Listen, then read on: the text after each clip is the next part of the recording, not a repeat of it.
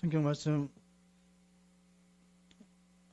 요한복음 7장 25절에서 36절 말씀입니다. 한 절씩 교독하겠습니다. 예루살렘 사람 중에서 어떤 사람이 말하되 이는 그들이 죽이고자 하는 그 사람이 아니냐.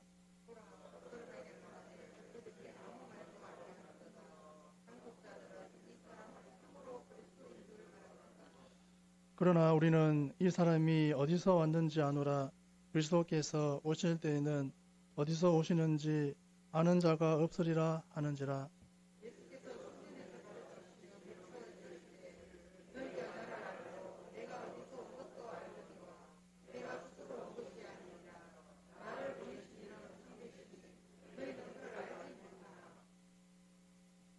나는 아노니 이는 내가 그에게서 낳고 그가 나를 보내셨음이라 하시니.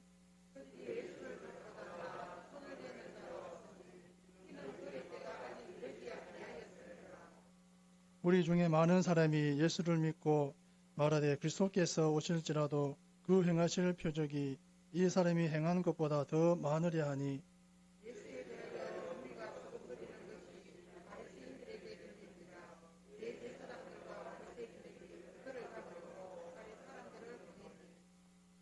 예수께서 이르시되 내가 너희와 함께 조금 더 있다가 나를 보내신 이에게로 돌아가겠노라.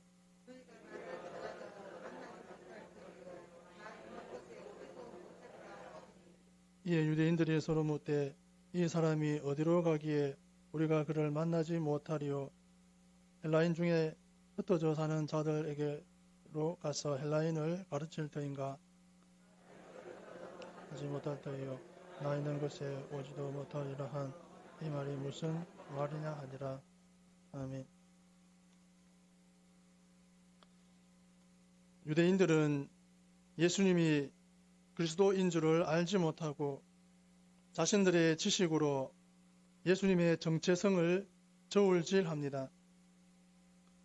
예수님께서 자신이 하나님으로부터 보냄을 받은 분이라고 선언합니다. 사람들은 예수님이 행한 많은 표적을 기억하며 그가 혹시 그리스도가 아닌가 생각합니다.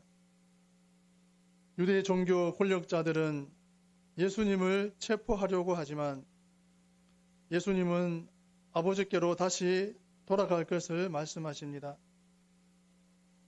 예수님께서 그리스도인지 의심하는 예루살렘 사람들에게 예수님은 성전에서 계속 가르치시며 자신이 보냄을 받고 세상에 왔으나 다시 아버지께로 돌아갈 것을 말씀하십니다. 하지만 사람들은 그 말을 오해합니다. 본문의 예루살렘 사람은 순례자가 아니라 예루살렘 거주민을 의미합니다.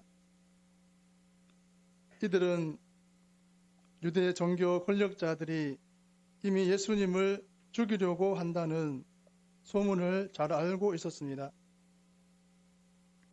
그래서 이들은 초막절에 예수님께서 예루살렘에 왔을 때 그를 알아보고 유대 종교 권력자들이 죽이려고 찾고 있는 사람이라고 확신합니다.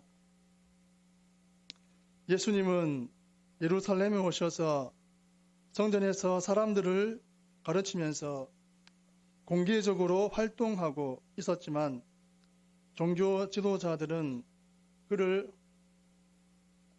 체포하지 않았습니다. 그래서 예루살렘 주민들은 종교 지도자들이 예수님을 그리스도로 알았기 때문에 감히 체포하지 못하는 줄로 오해하며 의아해합니다.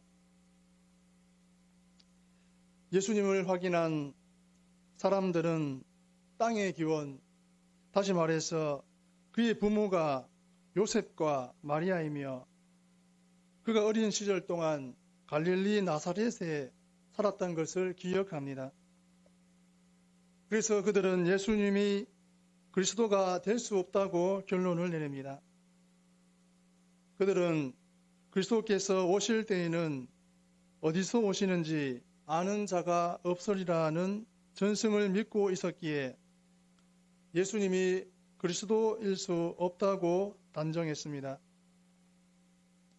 하지만 당시 일반적으로 그리스도는 다윗의 자손으로 베들레헴에서 나실 것이며 그때까지 감추어져 있을 것이라고 말하고 있었습니다. 선입관은 진리를 오해하게 하고 진리로 가는 길을 막는 걸림돌이 됩니다. 잘못된 선입관을 가지고 있으면서도 그것이 잘못인 줄 모를 때가 많습니다. 25절에서 27절 말씀을 보시면 예루살렘 사람 중에서 어떤 사람이 말하되 이는 그들이 죽이고자 하는 그 사람이 아니냐 보라 드러나게 말하되 그들이 아무 말도 아니하는도다. 당국자들은 이 사람을 참으로 그리스도인 줄 알았는가? 그러나 우리는 이 사람이 어디서 왔는지 아노라. 그리스도께서 오실 때에는 어디서 오시는지 아는 자가 없으리라 하는지라. 아멘. 하나님은 자신의 뜻을 이루기 위해 인간 사회에 직접 개입하시는 분이십니다.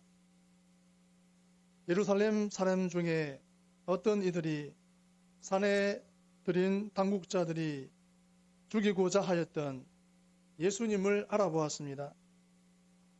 그런데 어찌 된 영문인지 예수님께서 성전에서 버젓이 가르치고 계신데도 당국자들이 예수님을 체포하지 않는 것이었습니다. 그래서 예루살렘 사람들은 당국자들이 예수님을 빨리 체포하지 않고 방관하고 있는 것에 대해 당국자들도 예수님을 그리스도로 여기고 있는가 하며 불만을 제기하고 있습니다. 이에 유대 당국자들이 예수님을 잡고자 시도하였으나 예수님께 손을 대지 못했음을 볼 수 있습니다. 이 과정을 보면 약간 의아스러운 점이 있습니다. 분명히 산에 들인 당국자들은 예수님이 예루살렘에 나타나기만을 눈에 불을 켜고서 기다리고 있습니다. 그들은 예수님을 보는 즉시 체포하여 죽이고자 하는 만반의 계획을 세워두고 있었습니다. 그런데 이상하게도 예수님이 막상 예루살렘에 나타나시고 더구나 성전에서 공개적으로 가르치고 계신데도 불구하고 당국자들은 예수님을 체포하지 않았습니다. 아니, 사실은 체포하지 않은 것이 아니라 체포하지 못했습니다. 물론 당국자들이 예수님을 보고서도 체포하지 않은 것은 갑자기 예수님에 대한 그들의 생각이 바뀌었다든지 마음이 너그러워져서가 아닙니다. 하나님이 그 순간에 그들에게 개입하셨기 때문입니다. 30절에 보면 예루살렘 사람들이 직접 손을 대서 예수님을 체포하려 하였으나 할 수 없었던 이유를 밝히고 있는데 그것은 그의 때가 아직 이르지 않았기 때문이었습니다.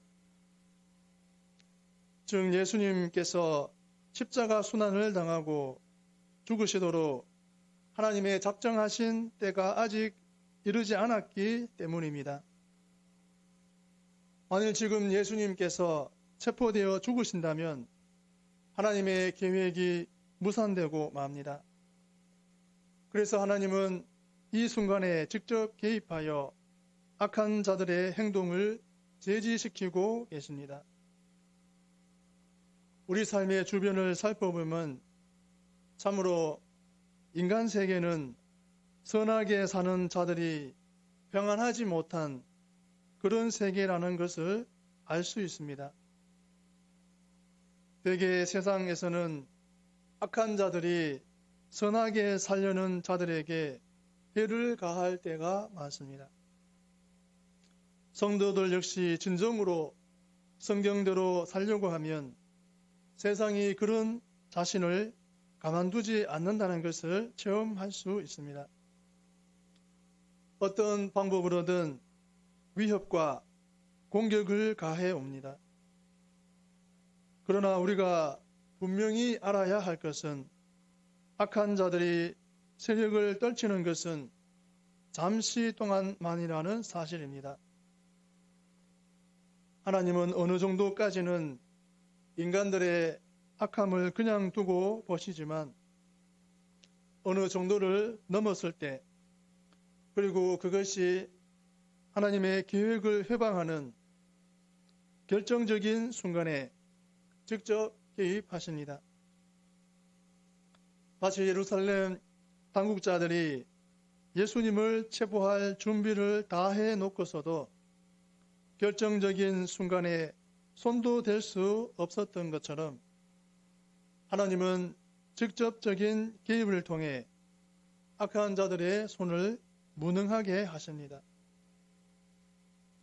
하나님은 세계를 지어놓고 저 멀리에서 지켜보고만 계신 분이 아닙니다.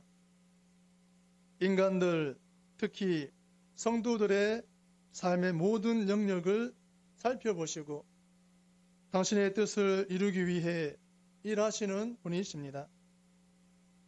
성도는 이러한 삶 속에서의 하나님의 직접적 개입을 믿어야 합니다.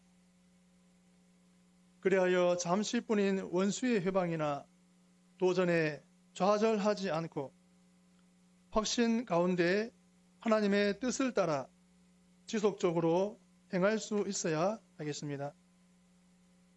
28절에서 31절 말씀을 보면 예수께서 성전에서 가르치시며 외쳐 이르시되 너희가 나를 알고 내가 어디서 온 것도 알거니와 내가 스스로 온 것이 아니니라.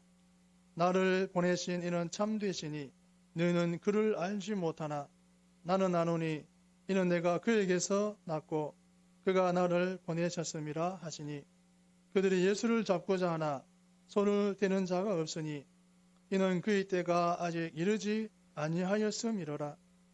무리 중에 많은 사람이 예수를 믿고 말하되 그리스도께서 오실지라도 그 행하실 표적이 이 사람이 행한 것보다 더 많으랴 하니. 아멘. 예수님께서 성전에서 가르치시는 모습이 마치 구약 성경의 예언자와 같습니다. 저자는 예수님께서 가르치시는 모습을 외쳐 이르시되 라고 표현하며 예언자들이 하나님의 메시지를 엄숙하게 선언하듯이 묘사합니다. 예수님께서 너희가 나를 알고 내가 어디서 온 것도 알거니와 라고 하신 말씀은 유대인들이 자신이 나사렛 목수 요셉의 아들이며 갈릴리에서 온 것도 알고 있다는 뜻입니다.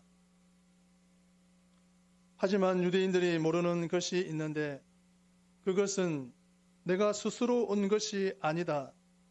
나를 보내신 이는 참되시니 너희는 그를 알지 못하나 나는 아노니 이는 내가 그에게서 났고 그가 나를 보내셨다는 사실입니다. 예수님은 스스로 오신 것이 아니라 하나님으로부터 보냄을 받아 이 세상에 오셨습니다. 예수님은 하나님이 참된 분이시라고 증언합니다. 예수님을 알되 참 하나님과 참 사람으로 이해할 때 올바른 지식입니다. 유대의 종교 권력자들은 예수님을 체포하려고 했지만 아무도 잡지 않았습니다. 저자는 이 상황을 예수님의 때가 이르지 않았기 때문이라고 설명합니다.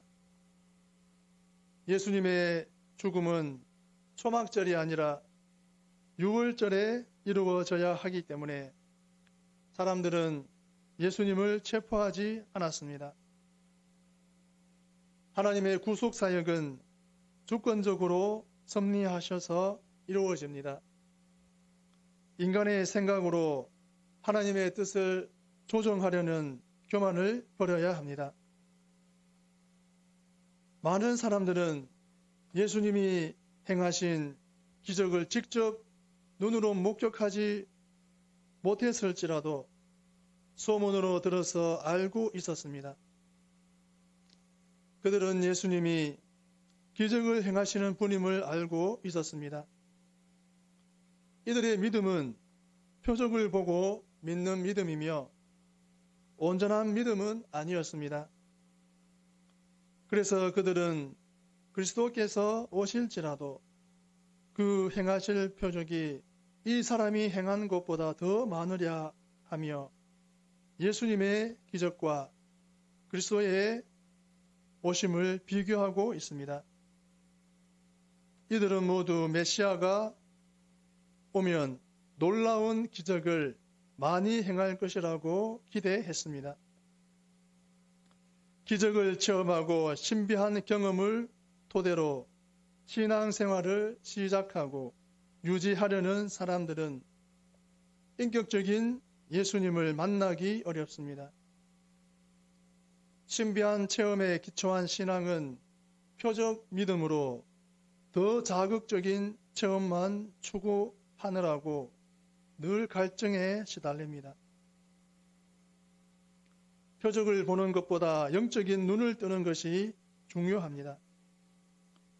무리들이 예수님께 호의적인 반응을 보이며 수군거리고 있는 것을 눈치챈 대제사장들과 바리새인들이 예수님을 체포하려고 하속들을 보내고 있습니다. 그러면 예수님께서 행하신 표적들은 과연 무리들만 보았을까요? 아닙니다. 산헤드린의 관원들, 곧 대제사장들과 바리새인들 역시 예수님께서 행하신 표적들을 보고를 통해 듣기도 하고 직접 목격하기도 했습니다. 그러나 그들에게 있어서는 도무지 예수님께서 행하신 표적들을 보는 것이 믿는 것과는 아무런 상관이 없었습니다. 본문의 무리들에게는 표적을 보는 것이 어느 정도 믿는 것에 도움을 주었습니다만 대제사장들과 바리새인들에게는 표적을 보는 것이 믿는 것에 아무런 영향을 주지 못했습니다. 오히려 그 표적 때문에 대제사장들과 바리새인들은 어서 빨리 예수님을 죽이고자 혈안이 되었습니다. 또 한 가지, 여기서 예수님의 표적을 보고 믿게 된 무리들 중에 상당수가 나중에 예수님을 십자가에 못 박으라고 소리치는 무리들로 변했다는 것을 짚고 넘어가야 하겠습니다. 이를 통해 우리는 육적인 눈으로 보는 것보다 영적인 눈을 뜨는 것이 얼마나 중요한지를 알 수 있습니다. 우리도 신앙생활 하면서 눈으로 보는 듯이 하나님의 기적적인 체험을 할 수 있습니다. 그런데 한번 체험하고서 계속하여 믿음의 세계로 나아가는 사람이 있는 반면에 보는 순간에만 잠깐일 뿐 그것이 믿음으로 전혀 발전되지 못하는 사람들도 있습니다.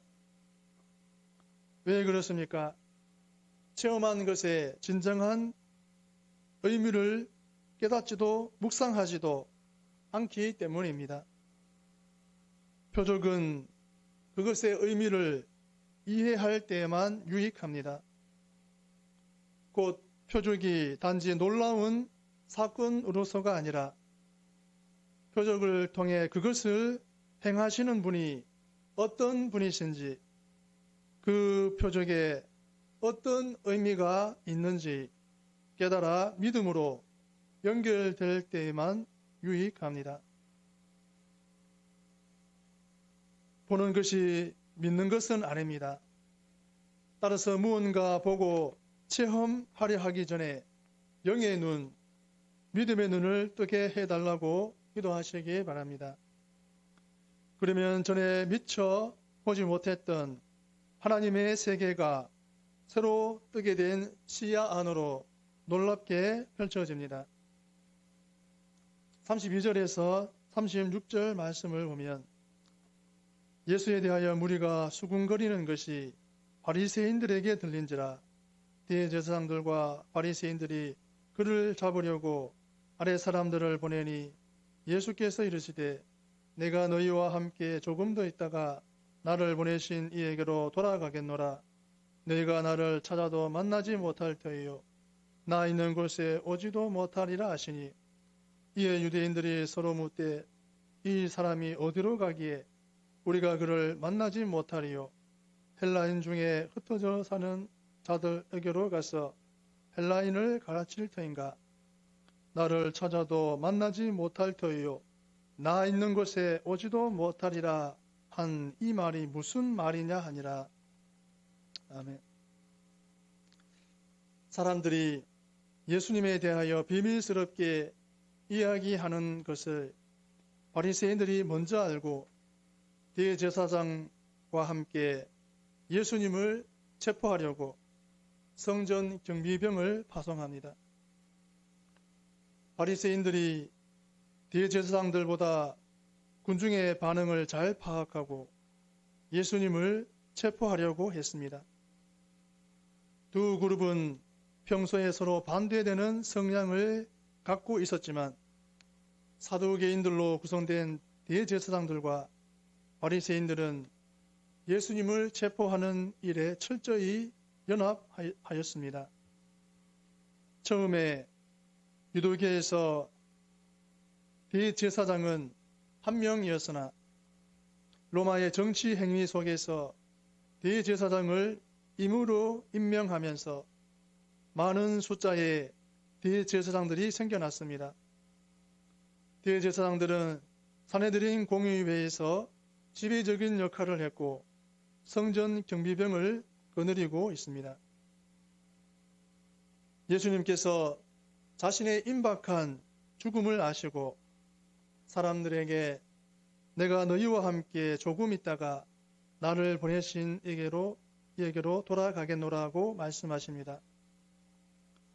하지만 예수님은 자신을 체포하러 온 성전 경비병을 보았지만 이 땅에서의 시간이 아직 조금 남아있음을 말씀하십니다.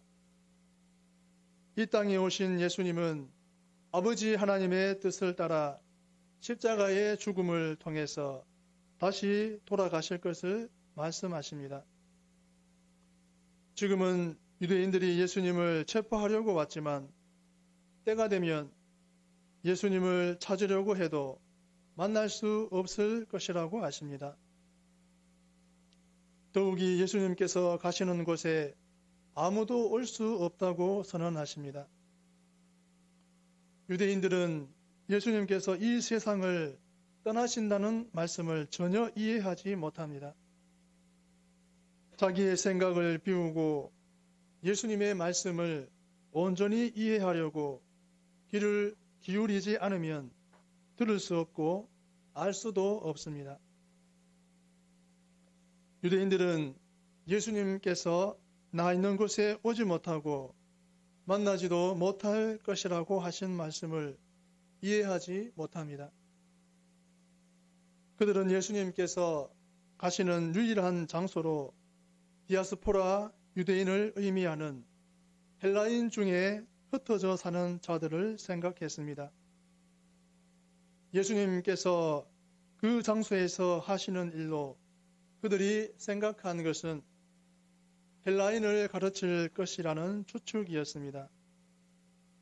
이 말씀은 아이러니이며 예수님의 복음이 온 인류에게 전파될 것을 암시합니다. 유대인들은 나를 찾아도 만나지 못할 터이요 나 있는 곳에 오지도 못하리라는 말씀을 전혀 이해할 수 없었습니다. 예수님께서 34절에서 하신 말씀이 다시 반복되고 있는 것은 중요한 사실을 강조하기 위한 저자의 문학적 장치입니다. 유대인들이 예수님의 중요한 말씀을 전혀 이해하지 못한 것은 그들이 이미 잘못된 생각을 갖고 있었고 자기가 생각하고 있는 것이 전적으로 옳다고 확신했기 때문입니다. 땅의 기원을 최고의 지식으로 알고 있던 유대인들에게는 그분이 하나님께로부터 보내심을 받고 이 땅에 오셨다는 것은 상상할 수도 없는 일이었습니다. 예수님만이 우리를 하나님께로 인도하실 수 있습니다. 유대인들처럼 땅에서 예수님을 찾지 마시기 바랍니다. 인간의 몸을 입고 이 땅에 내려오셨던 그분 예수님은 다시 하늘 위로 올라가셨기 때문입니다. 예수님은 하나님을 알지도 못하던 자들에게 하나님을 가르쳐 주시기 위해 이 땅에 오셨습니다. 따라서 우리는 성자 예수님의 계시를 통해서만 성부 하나님을 알 수 있습니다. 또한 우리에게 하나님을 알리신 예수님은 우리를 하나님께로 인도하시기 위해 다시 하늘에 오르셨습니다. 하나님께로 오르신 예수님은 하나님이 계신 하늘나라에 우리를 위한 처소를 예비하신 후 다시 우리를 데리러 이 땅에 오십니다. 예수님께서는 자신을 체포하러 온 자들이 눈앞에 있는 상황에서도 전혀 당황하거나 두려워하지 않으셨습니다. 그것은 예수님께서 하나님이 작정하신 때가 아직 이르지 않았음을 잘 아셨기 때문입니다. 이처럼 하나님의 뜻을 알고 그것을 확신하는 자는 어떤 문제 속에서도 용기를 잃지 않게 됩니다. 우리 성도들은 자신의 삶에 대한 하나님의 뜻과 계획을 묵상하며 그 뜻이 이루어지도록 헌신하는 믿음의 삶을 살아야 합니다. 그럴 때에 우리 성도들 역시 예수님이 그러하셨던 것처럼 하나님의 뜻이 성취되리라고 하는 확신 속에서 담대하게 승리하는 삶을 살게 될 줄 믿습니다. 기도하시겠습니다. 하나님 아버지, 예수님 이 땅에 오셔서 하나님의 뜻을 이루어 드렸습니다. 하나님 아버지, 우리도 예수님을 믿음으로 따름으로 하나님의 뜻과 목적을 우리가 믿으며 의지하며 하나님의 뜻을 온전히 담대하게 이루어드리는 우리가 되게 하소서. 예수님의 이름으로 기도합니다.